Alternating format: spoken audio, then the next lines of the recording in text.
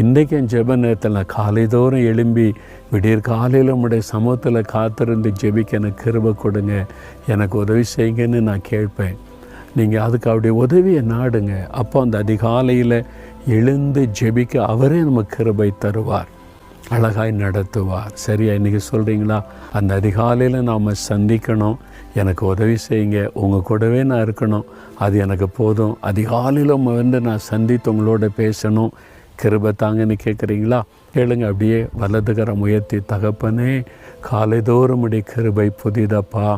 மோசே அதிகாலையில் இருட்டோடே மலையிலே வந்து காத்திருந்து உம்மை தரிசித்ததை போல நானும் அதிகாலை எழுப்பி உம்மை தேடணும், உம்முடைய குரலை கேட்கணும். எனக்கு கிருபை தாங்க, கிருபை தாங்க, கிருபை தாங்க.